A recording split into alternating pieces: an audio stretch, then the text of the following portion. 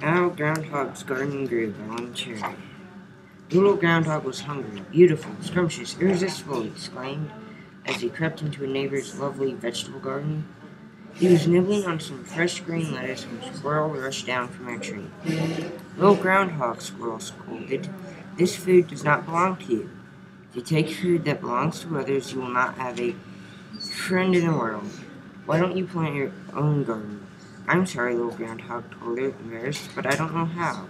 Well then, replied Squirrel, I will show you. First you will need seeds, said Squirrel. Little groundhog helped Squirrel and their friends pick beans and peas from pods, and seeds from a sunflower's drooping head. They collected seeds from inside peppers, cantaloupes, cucumbers, and tomatoes. Squirrel chewed a hole into a pumpkin and handed little groundhog the gooey seeds, saying, we'll dry these in the sun, then we can plant them in the spring. A chill breeze blew in. It's time to dig up potatoes, Squirrel said. Little Groundhog watched Squirrel and thought, that looks like fun. And so he took a rake and poked around for potatoes, too. When they were finished, Squirrel added composting leaves to her garden as fertilizer for the coming year. Squirrel put aside a few potatoes and the tops of onions in a burlap sack. She put the seeds they had collected in tins to keep them dry, and put the tins into her sack. November's snow flurries told Squirrel that winter was on its way. Sweet dreams, little groundhog, Squirrel said as she curled up in a tree hole. See you in the spring, little groundhog said, snuggling into his deep earthen burrow. As winter snows blew, little groundhog and Squirrel slept. In February, little groundhog awoke and drowsily ambled up to the burrow entrance. The wind made him shiver. He saw his shadow and hurried back inside. Oh my, he said, this will be a long winter. Weeks later, he awoke with a start. It's spring, he shouted, and up he scuttled to the burrow entrance. There he met Squirrel, carrying the burlap sack they had filled with potatoes and the tins of seeds. Rise and shine, Squirrel said. It's planting time. Look, the potatoes are sprouting. First, we'll cut them into little pieces with 2 sprouts each. Then we'll plant them with their sprouts pointing up and cover them with soil. Each sprout would grow into a new potato plant. Next fall, we'll dig new potatoes out of the ground. Now let's find a sunny place for your garden. When they found a good spot, Squirrel told little groundhog, first we need to dig in the soil to loosen it up. Next they planted cut up potatoes. Then they dug rows and sprinkled in carrot, beet, parsnip, and radish seeds. All these vegetables will grow under the ground, Squirrel told him, so we call them root crops. They cover the seeds with dirt and gently water them. At the end of each row, Squirrel stuck markers to help them remember what they planted. Squirrel told little groundhog, plants need lots of sun. We'll plant taller vegetables in the back so they won't cast a shadow over the shorter ones. So behind the row of root crops, they planted seeds of tomatoes, peppers, and leafy greens. Some vegetables grow on vines, said Squirrel. She pounded sticks into the ground for the pea and bean plants to climb. Some plants grow very big, said Squirrel. They planted the seeds on pumpkins, zucchini, yellow squash, sunflowers, corn, and artichokes far apart to give them lots of room to grow.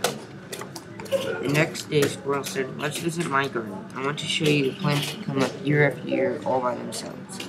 They're called perennials. Sure enough, shoots of raspberries and asparagus are already poking up through the ground. Squirrel dug up a frilly young asparagus plant for little groundhog's garden. She told him, you'll need to wait 3 years before this asparagus has nice, thick stems to eat. Little groundhog said, thank you. I'm off to plant my perennials. Every day, little groundhog watched and waited and watered his garden. Then one day, tiny seedlings emerged. What a wonder, he exclaimed. But as they grew, he ordered, are these seedlings too crowded together? What should I do? He asked Squirrel. Pull some up and plant them elsewhere, she said. Little groundhog pulled up a few seedlings and looked at them. The peas, the beans, and all the seeds had split open. From each root grew down and shoot grew up. Anybody else done? Little groundhog transplanted some seedlings where they had more room to grow. Wren and praying mantis said to little groundhog, if you promise not to harm us with bug spray, the birds and insects will help you with your garden.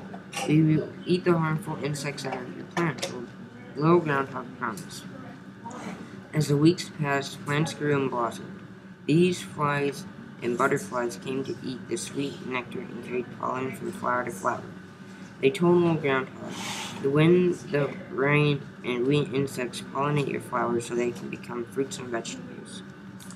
Little Groundhog noticed that after a flower was pollinated by an insect or the wind, its petals dried up and fell off. Underneath was the smallest beginning of a tiny vegetable. A tiny tomato, a tiny cucumber, a pepper, an eggplant, a pea pod, a zucchini. So this is how a garden grows. Little Groundhog cried jubilantly. Tomatoes turned red, heads of cabbage grew, and sunflowers seemed to explode from the top of a tall stalk. Snap peas, string beans, peppers, lettuce, and chard grew larger under the warm sun. Little Groundhog rejoiced. He ate his very own vegetables, plain and fresh, from his very own garden all summer long. When fall came again, Squirrel wanted to share one more secret with Little Groundhog, cooking. And so they stewed tomatoes, boiled corn, broiled potatoes, stir-fried veggies, and even stuffed and baked a zucchini, saving the seeds to plant the next year. There was so much more than they could eat themselves. What do we do? Asked Little Groundhog. We share, said Squirrel. What a great idea, cried Little Groundhog. As they sat around the table, their friends exclaimed, Thank you for inviting us to this amazing feast. Little Groundhog replied, Thank you all for forgiving me for eating from your gardens last year. And thank you, Squirrel, for teaching me to grow my own. It's beautiful, scrumptious, irresistible. Let's eat.